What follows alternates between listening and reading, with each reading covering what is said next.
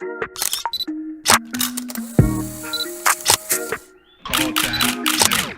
palette full of color, we'll leave the truth uncovered. Cause only lies are white.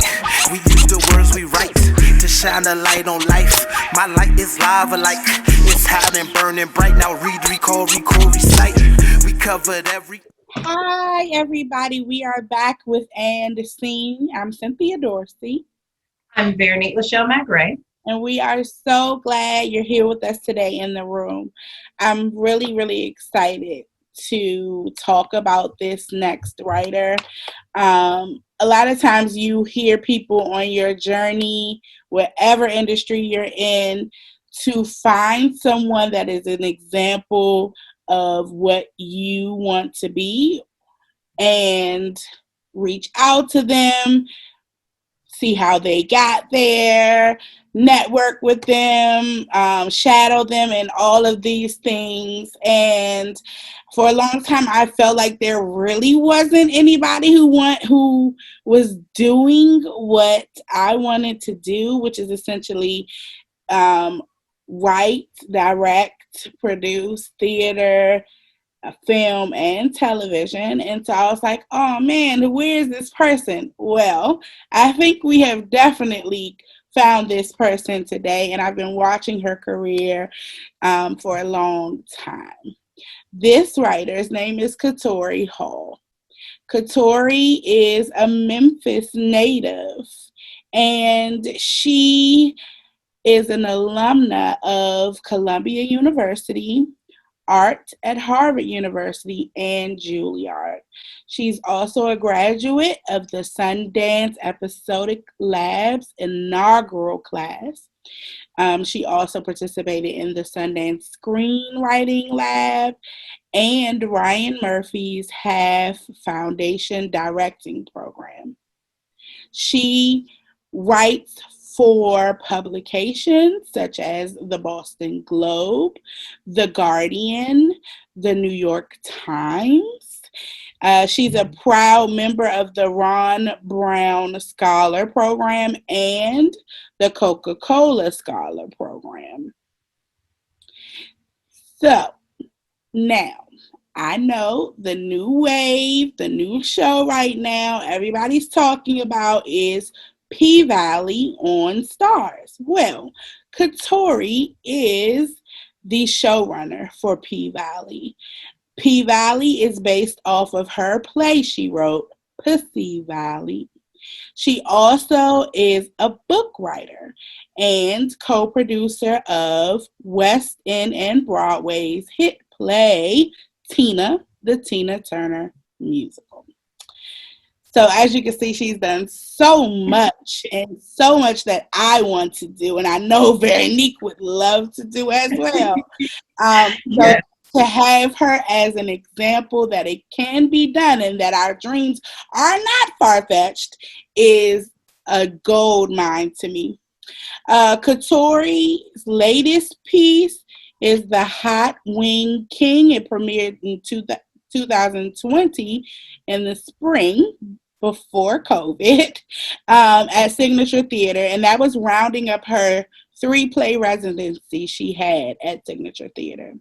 She's known for the play, best known for the play we're covering today, The Mountaintop, which we will get into further. The Mountaintop won the Olivier Award for Best New Play in 2010 before opening on Broadway in October 2011.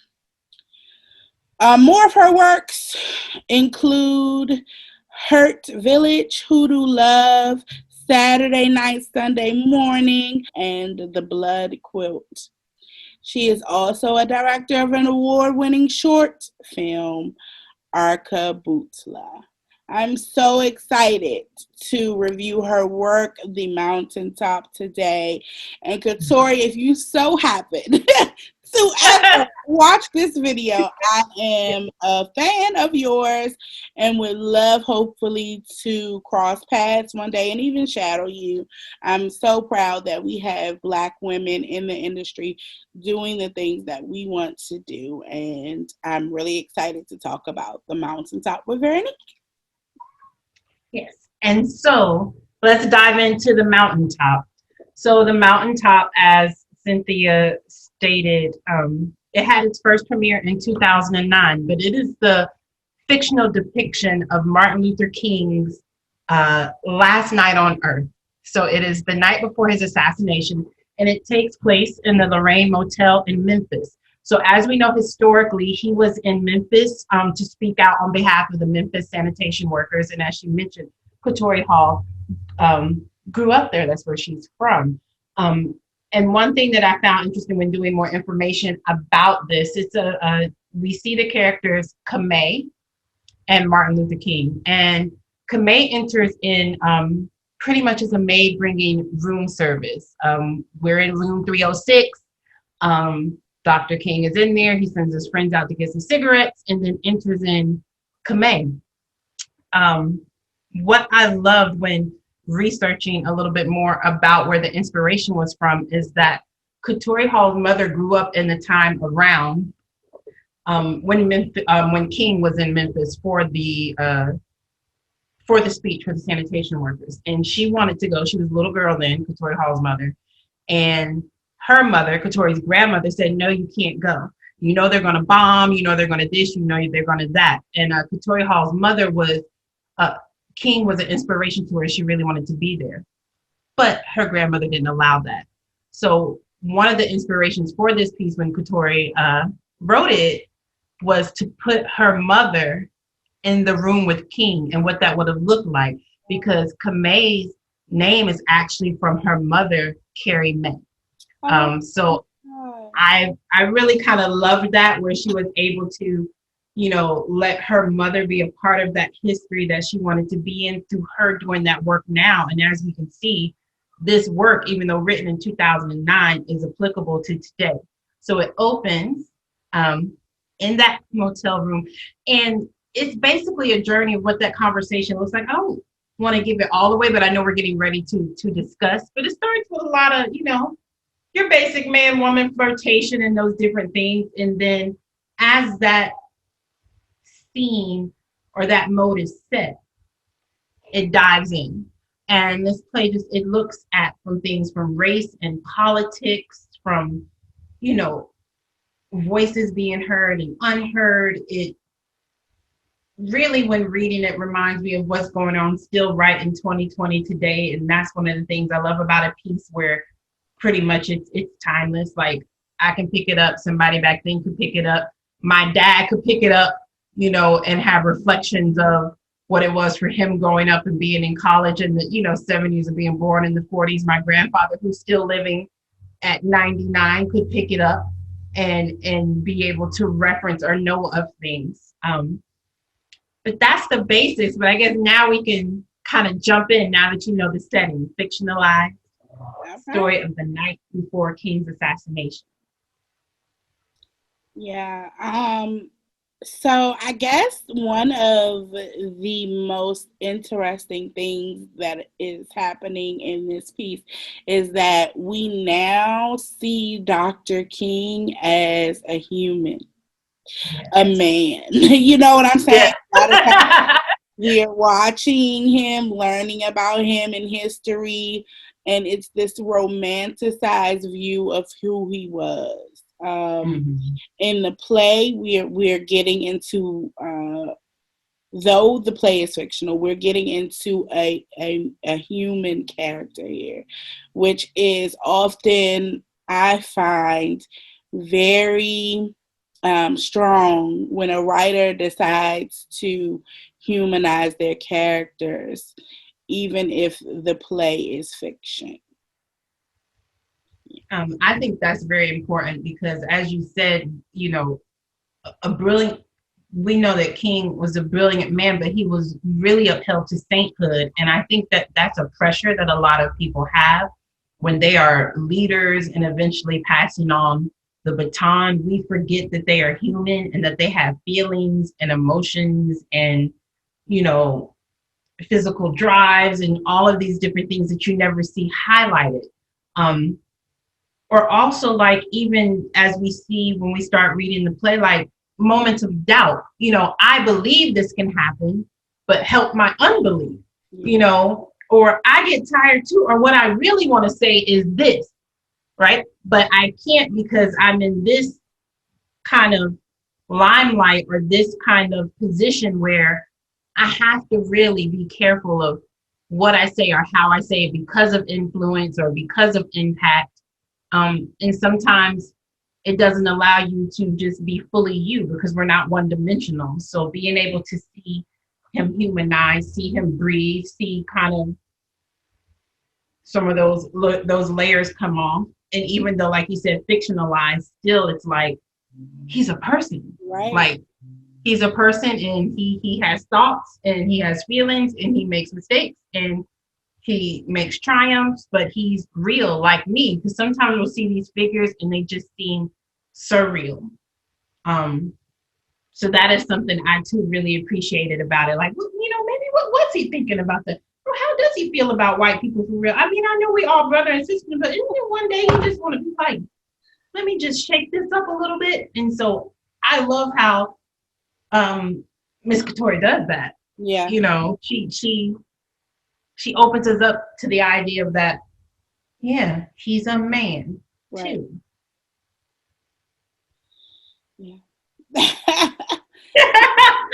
It's so much. I don't necessarily want to give away the whole play, but I do feel like it's important to talk about all of our leaders and the men that they are, so that we too can in turn internalize that and know that our faults do not negate our power to evoke change, our power to lead.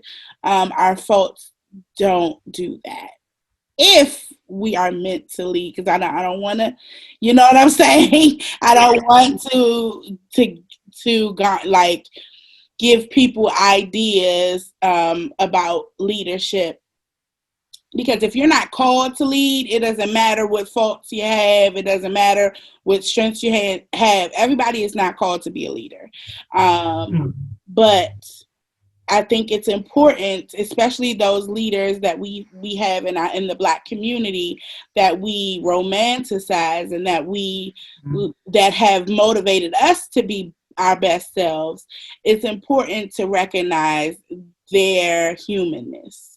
And so I'm really grateful that we could read this body of work. We hear the gossip, right? Oh, that King had affairs with women, and people are like, shh, don't say that. You know what I'm saying? Right. But that's human. That's humanness, right? That is humanity. We all have experienced some sort of action or reaction that might not be, you know, of popular opinion. You know what I'm saying? And that doesn't make us any less of wonderful people. It doesn't make us any less of leaders or people who are going to change the world or evoke change. But it makes us all one ball of humanity. And I really appreciate that she did that. The other thing that I really appreciated, and I'm trying to figure out how to word it so I don't give the piece away. Okay. Let's see. When it's time for leaders to pass the baton, I think that is another discussion, especially, you know, when we look at the Black community and we build up and we have leaders, but the ability to know that there's someone running behind you, and at a certain point, you have to pass that baton for them to keep running. Mm-hmm. And without giving it away, it's addressed in here. Yeah. In a unique way. Mm-hmm. But also sometimes the pressure where leaders feel like I have to keep going. I have to. But also knowing when to pass the baton or when to share that, you know, leadership or those responsibilities with others so that they can keep going too. Because remember, the play is set the night before his assassination. And those feelings as leader, like I have so much left to do, or things I need to do, or who is going to. So how do we, even today in building the community with the things that are going on in our present day, when you have the movement of what people might call the veterans or the old heads, and then you have younger groups and new movements, and how do you bring them together to work together, even if the methods may be different? How do you merge it together knowing that it's for the same cause? And how do we exchange or share or pass on that leadership? So that was something else that I liked, to me, that I picked up on without giving away how it's in the play. Yeah. And to add on that, we're talking about the character, Dr. King's character, but also Kamei's character is just as important. So you have, you have a level playing field with the characters. They're equally as important. There are only 2 characters in the play, but she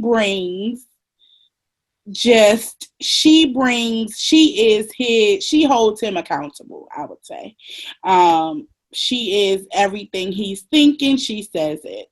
And I just think about, like, even if someone was to meet the celebrity that they admired, would you be able to bring what Kamei brought to the conversation?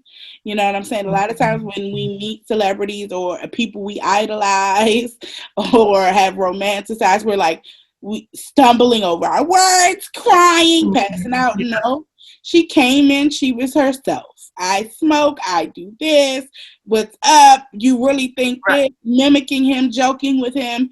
And I appreciate that so much. And knowing that, the information that you provided us with, this being her, Katori's mom, embodying her mom in a sense. And hopefully her mom had some of these character traits as well. It was just really nice to see a Black woman walk into a room, with a powerful man and not shrink herself. And I honestly, I can personally say that's something that I'm working on, like walking into, and not just a room full of Black men, just a room full of people, and not hiding into my introverted self. You know what I'm saying? So this was a powerful character for anybody who is looking for a monologue or looking for a strong Black female lead to play. This is one I would definitely suggest you look into.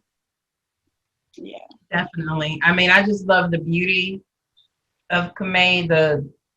She was free, and there was no question about who she was and how she carried herself. And it wasn't like, oh, I need to do this.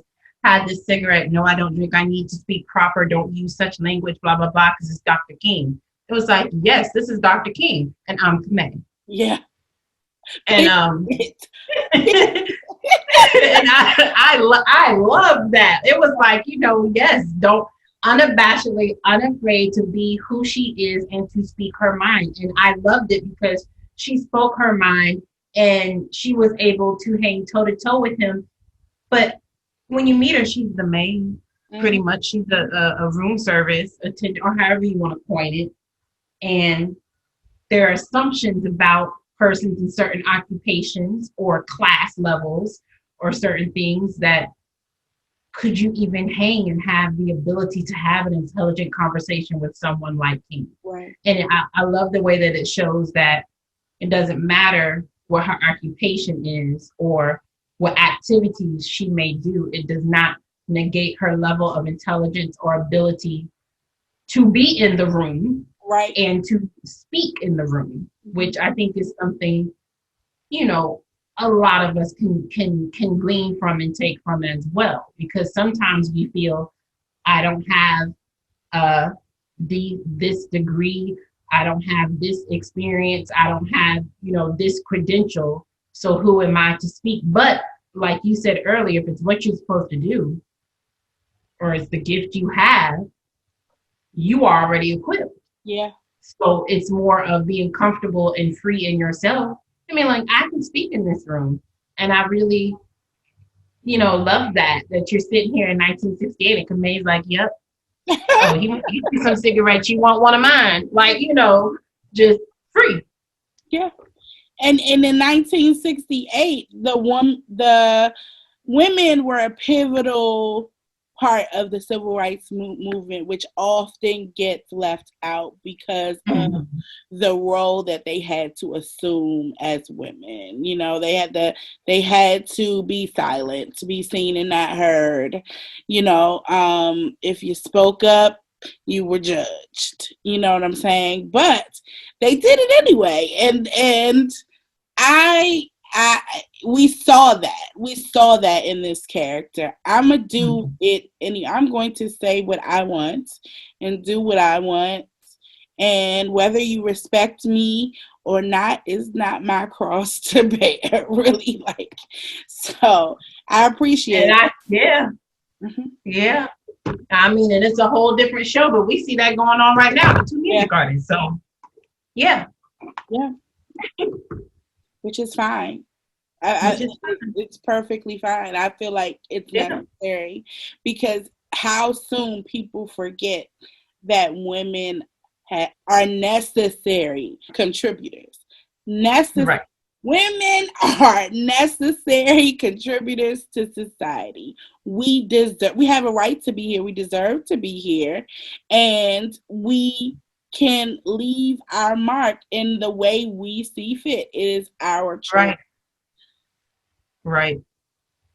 So, well, that's weird. You guys, I would highly suggest reading this play. It is, very interesting, very lots of funny moments, but lots of moments for revelation and reflection as well. Again, if anybody knows Katori, tell her that Cynthia and Veronique would love to sit in a room with her and talk and learn from her, because I'm super proud of this woman and inspired by her career. We have a wonderful actress coming in the room, and I think you guys will love what she has to say. So we are here with the Leslie Barnett. Hi, Leslie. Hi. Hi, guys. Leslie. Good to be here. Oh, we're so happy that you're here. Leslie is a phenomenal actress in the DMV area. I had the privilege of working with her and Veronique as our director. Leslie and I did some scene work together. And I just want to jump right in and ask you, are you, would you consider yourself a method actress? What do you do to get into character? Ooh, good question. I don't consider myself method. I consider myself a storyteller. So as I'm reading the story, I'm putting myself in the story, and I'm like, I see it. I don't know if that makes sense, but I see the story play out in my mind, and then I just go be that character. So yeah, I don't know. It's like putting the character on your body and then living through that. But yeah, I don't think I'm method. So building on that, with you being stating that you're a storyteller, because I had the privilege of directing the two of you on my first short film, and I still look at the footage today, and the two of you have the strongest scene in that film. Wow. And your characters seem to be opposite of who you are, but do you ever pull on real experiences or personal experiences or things like emotional recall when you're creating that story? Like what are the pieces that pull everything together for you to be the storyteller on screen or stage? Yeah, I definitely pull on life experiences, people that I've met throughout my life. I would definitely say just childhood. Childhood always seems to play a part. Um, I've met a lot of people in my life because I am a military brat, so I've met like all walks of life. Also have a customer service background, so you can imagine the kind of people that I meet. Yeah, definitely. I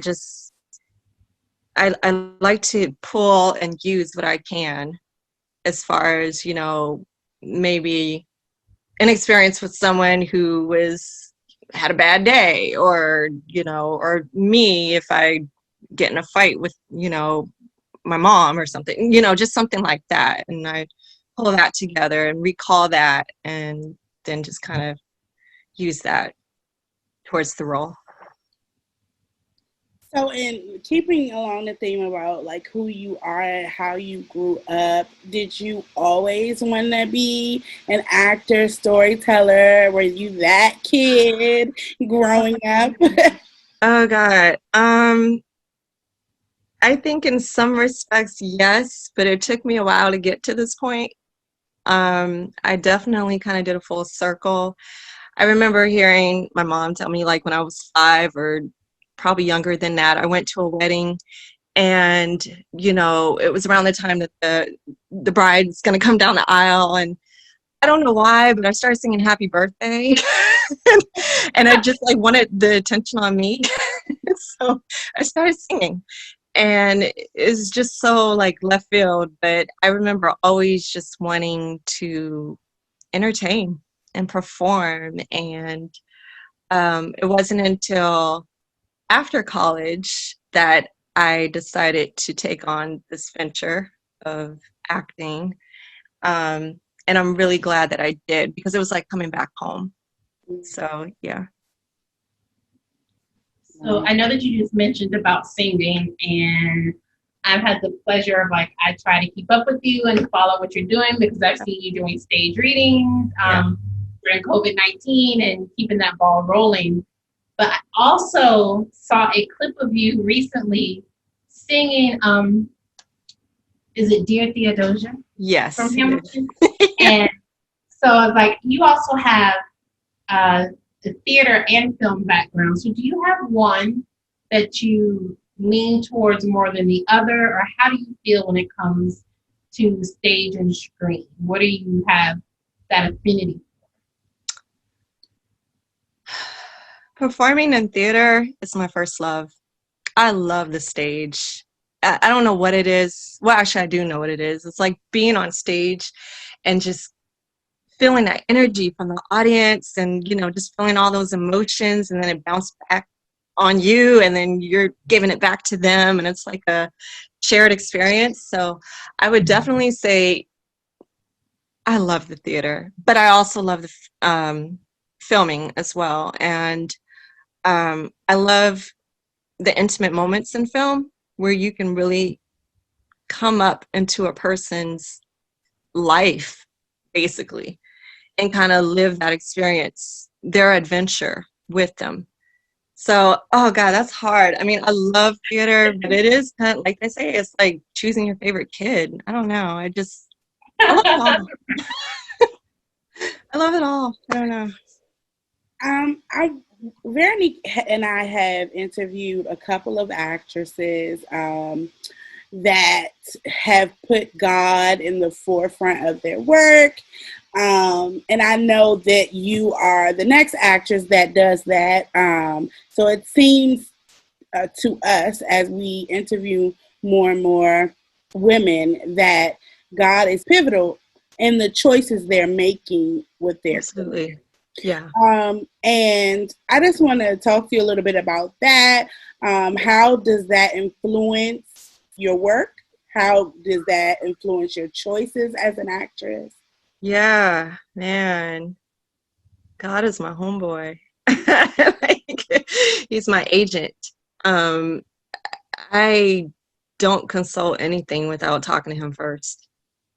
So I have lost out on some opportunities because it just didn't sit right with me. And I value peace over everything. So if I don't have peace about something, I won't do it. Now, not to say that I won't play a role that isn't quote unquote Christian, as long as it's being truthful and telling the story, then I'll do that if I'm, led to do that. But yeah, I can't, I can't displease the one who put me on this path. You know what I'm saying? So it's like, if it doesn't feel right, I'm not doing it. And that's just, I think integrity is everything. If you can't have integrity at the end of the day, why are you doing it? You're not going to have peace. You're not going to be happy. You're just going to be going through the motions. And I've gone through the motions with other jobs. So why would I use that for something that I love? Okay. So building on that, how would you share with artists coming up? Because I think it's very important how you just shared about having your integrity and your peace in a field that can be very chaotic, especially for a BIPOC and woman, in a field where roles can become stereotypical or only portray certain voices. Yeah. What is that discernment process for you? Like when you're like, okay, God, here's this role. Yeah. Like, what's that process that you may go through that you could share with others who are kind of starting out on this journey and want to, maintain their integrity and not to compromise, but still want to advance in the field? Ooh, that's a good question. My process.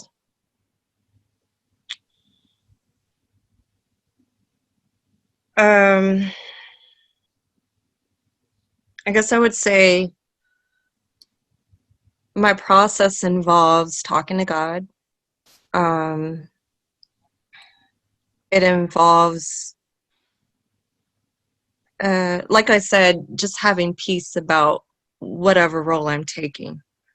I think that if I'm doing something just for money, or if I'm doing something just to get my name out there, and I don't feel integral about that role, then I'm not doing it right.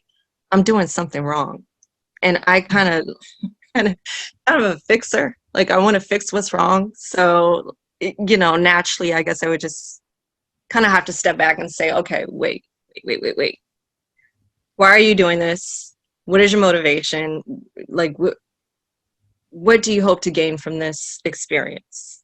Because every role is an experience that tacks on to the next experience. So, yeah, I guess I would just tell actors, young or whatever age, you really have to listen to, I know it sounds cliche, but you really do have to listen to your heart. You really have to listen to what rings true for you. Because what rings true for me may not ring true for somebody else, and they may not have a problem taking that role on, But if it doesn't ring true for me, then I can't be truthful in my performance, and then that's doing everybody a disservice. So I guess long story, or to wrap it up, serve the story, right? Serve the story, serve it truthfully, and be truthful with yourself. What you can handle and what you can't handle. If you can't handle it, then it's not for you. Someone else can handle it, and it's theirs. It's their role, right? They're fashioned and fit for that role. You are not. So keep it moving, Don't cry about it. Don't cry about it. Just keep it moving and keep pushing to the next one. That's some great advice. It's really hard being an artist and being rejected and then dealing with that rejection. And, that your statement about just accepting it as not yours and what God has for you is for you. Absolutely. It's a very valuable piece of advice that I wish I had when I was younger. Because, a lot of us, we just quit you know.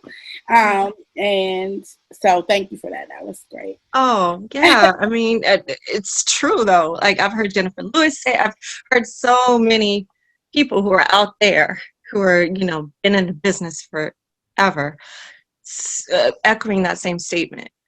So I truly believe like what's for you is for you. You're not meant to have everything.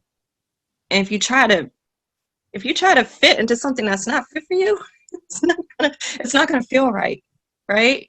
You try to fit into a pair of jeans that don't fit you, you're gonna be in some pain. Yeah. So find the pair of jeans that fit you, and then walk that thing out. That might be on the next T-shirt, Leslie. You might be great. Like, I don't know why you said. I was just like, you can put that on T-shirt. I saw the little thing and walk it out. It's Yeah, walk it out. Walk it your way, though. Like, you know what I mean? Walk it in your style, your flavor, whatever that is. Don't try to imitate somebody else. Because when I first started, obviously I looked at actors that I admire and people that I admire, and even doing monologues, I have to stop myself for a second and say, wait a minute.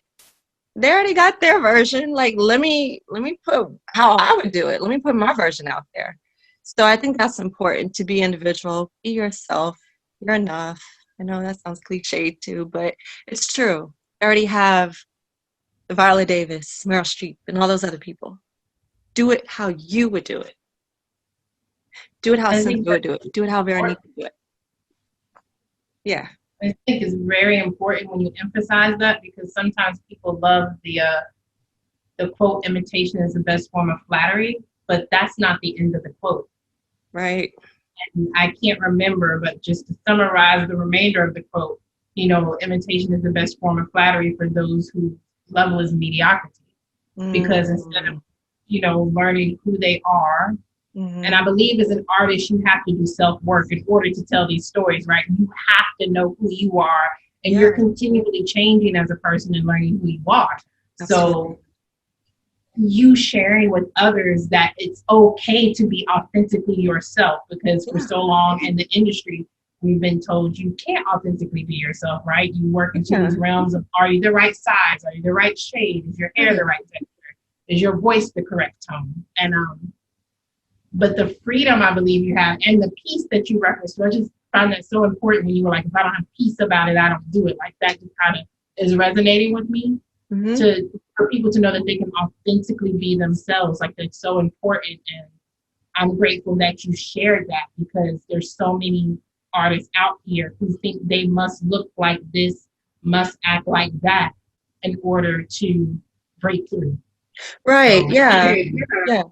And obviously you go into casting rooms and you see people of a certain look or whatever that they're looking for. And you may see, I may go in a casting room and I see a whole bunch of girls like me with big old bushy curly hair or whatever. And I start thinking, oh God, we all look alike. How do I stand out? But that's it. You stand out just by being you. You don't have to put on anything. You know what I mean? Like, just be who you are, and then you'll stand out, because nobody is like you. Nobody. So that's what you do to stand out. You don't have to like do something different to your hair or change your voice inflection or whatever. Just be you. Nobody has your personality. Nobody has your experiences, your thoughts, your feelings, whatever. They don't have that. So if you just be you, that's enough. Now, that doesn't mean you'll get the role, but at least you're being integral to yourself, right? You can go in a car and say, yeah, I don't know how I did, but at least I was myself. And, I didn't have to pretend to be anybody else. Nobody wants a pretender. We're actors, but that doesn't mean we're pretenders, right? We may pretend and, imaginary circumstances, right? But as far as the role, we're being truthful to that story. We're serving the story. We're being truthful to those feelings and those emotions or whatever that's happening in the scene. So, yeah, nobody wants to see fake. So you've done a lot of film work, background work, theater. Out of all of that and being in the industry for the length of time you've been in it, what do you think the industry is missing? What do you think the need is right now? Ooh, another good question. Um, I think, there's been so much talk about like obviously getting more people of color behind the scenes, and I think that's true. I think not only do we need more writers and more directors and producers, but we need the people who give the yes that these projects can be greenlit, right? We need those people on our side to tell our stories the way that we would tell them, not through the lens of somebody who has not had our experience or through the lens of someone who, imagines what it's like to be a Black woman in the South or whatever it is, right? Not their cookie cutter, I don't know, just like not their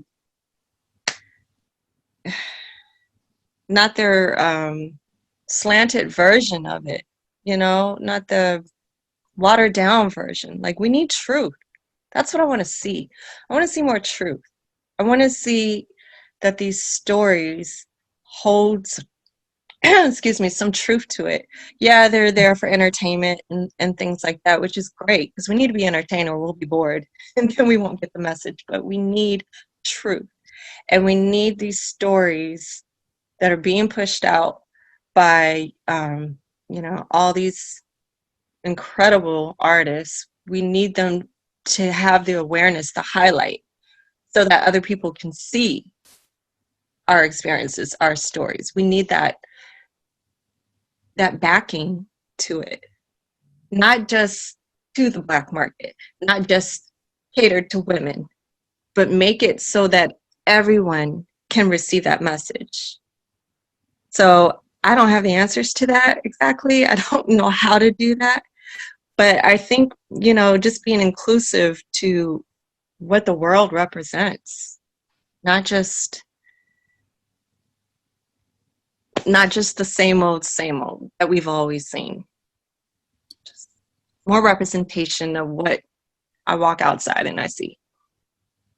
And I see everybody and everything. So, yeah. What do you do to prepare for a cold read? Ooh. I read the script. I was told a long time ago in the beginning of this whole journey, because I went on set and did not read the script. And I kind of got like a slap on the wrist for that. So I was told to read the script, read it several times, just so that you can get a feel of the story, get a feel of not only what your character is doing, but what other characters around you are doing. Because it's not just about you, it's about the whole environment of this imaginary, world. So you have to know what the characters around you are doing and saying and that sort of thing, so that you can make better choices that reflect the truth of what the scene calls for. So yeah, I think reading the script, again, seeing the story and I put myself in everything. I mean, I look at commercials and I put myself in that too. Like, oh, I would have done like this. So I literally imagine myself as that character. And then I don't know, I just like acted out in my brain as far as what I would do as the character. And that's kind of what I do. But wait, no, I do more. Because I don't want to get in trouble if I don't say it. I was fortunate to be invited to amazing instruction during this whole quarantine. It's with the Story Institute, and they're located in Vancouver, Canada, pretty sure. And the instructor there, his name is Michael Coleman. He's awesome. but he gave us kind of a blueprint as to what you need to do when you first look at a scene. And like I mean, I don't want to give everything away, but it's a blueprint, and you know, you look at your goals, your result, your emotions of the scene, the time of the day of the scene. What do you hope to what's your objective? So what do you hope to gain from the scene, or what is the scene trying to, you know, gather? Yeah, and things like that. And what tactics do you use to win your goal, right? So I also do that, and I think it's very helpful. And I think that's it. Well, Yeah. we're going to take you through a cold read right now. I knew it was coming. So this play is called The Mountaintop by Katori Hall. And we would like for you to read Kame. Okay. Did you want to read King, or did you want me to do it? It does not matter either way. Okay. Okay. Do it. That again? I couldn't hear you. You want to read it? Okay, I can read it. You got it. Let me get one. So we're going to start on page 16 and go all the way to 19. Okay. Seems like time's been a little rough on you. Who you telling? Who are you telling? This rain's just relentless. Looking like a monsoon in Memphis. Well, God ain't gonna stop crying no time soon. You smoke like a man. You smoke like a fruit. May don't use those kind of words. What? You root for the fruits? Indeed, I do. All of God's children got wings.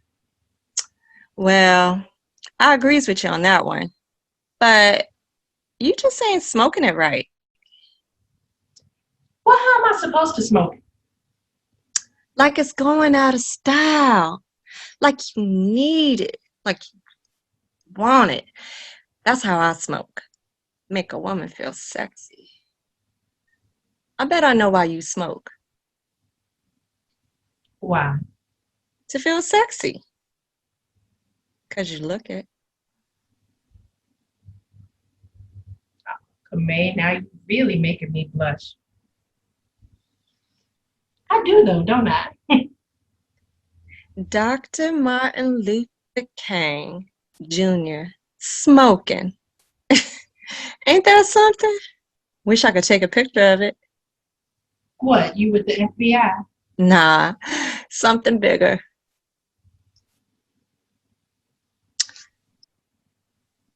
Oh, there you go. Just like that. Just like that. Pull harder. Harder. If you want to lead the people, you gotta smoke like the people. That way, the people listen to you. You don't think they listen? Oh, they listen. They go out and march. Then they got their pressing curls ruined by fire hoses. Folk done got tired though, Preacher King. Like I say, walking will only get us so far. Well, killing will get you home. Ain't nobody said nothing about no killing. Kame, all about ass whoopings. How about a march for ass whoopings? That's not going to do. Well, we need to be doing something else. So what are we supposed to do? Something else. Hell, I got bunions and corns for days. Y'all Negroes always want to complain, but never have another plan of action. You sound worse than Andy, or better yet, Jesse. Everybody can shoot holes in your ideas, but they can only come up with something else. I got a plan. But I'm just a woman. Folk will never listen to me. So if you were me, what would you do? Really? You want to know what little old me would do? Yes. You really want to know what I do? Yes, I do. Can I borrow your jacket Sure. and your shoes?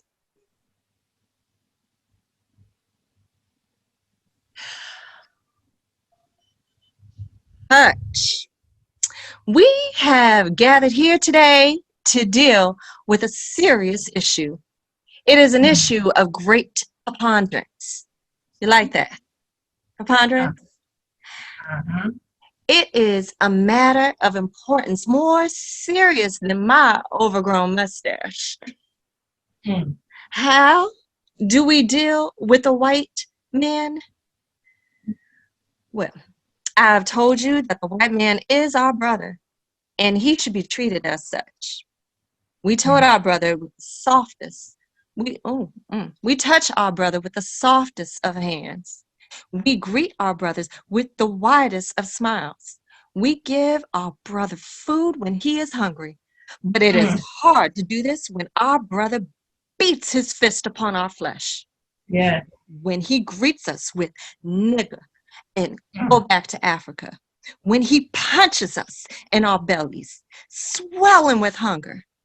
Abel was slain by his brother Cain. And just like the biblical times, today the white man is killing his Negro brother, shackling his hands, keeping us from rising to the stars. We are bound to occupy. We have walked, our feet swelling with each step. We have been drowned by hoses, our dreams being washed away. We have been bitten by dogs, our skin forever scarred by hatred at its height. Our godly crowns have been turned into ashtrays for white men at lunch counters all across the South. To this, I say, my brethren, a new day is coming. I'm sick and tired of being sick and tired. And today is a day that I tell you to kill the white man. But not with your hands, not with your guns, with your mind. We are fighting to to sit at the same counter. But why, my brothers and sisters? We should build our own counters, our own restaurants, our own neighborhoods, our own schools. The white man ain't got nothing I want. Fuck the white man. Fuck the white man. I say, fuck him. Oh, I'm so sorry, Preacher King. Oh, I just can't control my mouth. Obviously, neither can I. Well, you asked. That's what I would say if I was you. That's what you would have me say. Why not? Fuck the white man? I likes that. I think that'll be the title of my next sermon. Ooh, folks ain't gonna know what to do with that. Amen. Fuck them. I never thought I'd hear you say that. Oh, they got me so tired, Kamei. All this ripping and running around the entire world, and for what? For what? White folks don't seem to want to listen. Maybe you're right. Maybe the voice of violence is the only voice white folks will listen to. I'm tired of shouting and carrying on, like you say. I'm hoarse. Sometimes I wonder where they get it from. This hatred of us. I have seen so many white people hate us, Kamei. Bombing folks' homes, shooting folks, killing our children. make you scared to bring a Negro child into this world where they be blowing them up? Yes, Kamei. They hate so easily. And we love too much. Last time I heard you was preaching everybody the same. Negro folk, white folk, we all alike. Well, at the most human level, we are all the same. What one thing we all got in common? We scared, Kamei. We all scared. Scared of each other, scared of ourselves. They just scared. Scared of losing something that they've known their whole lives. Fear makes us human. We all need the same basic things. A hug, a smile, Smoke? which I could use one more of. Where is that nigga with my pack? He always out there running his mouth. Worse than me sometimes. You see him? Nah. He'll be back. You know I don't like to be alone too long. I just wish you had another one. To share, of course. I thought you gave me your last one. I did. But I'm a magician. I got more where that came from. More tricks up your sleeve? Well, as you can tell, I ain't no ordinary old maid.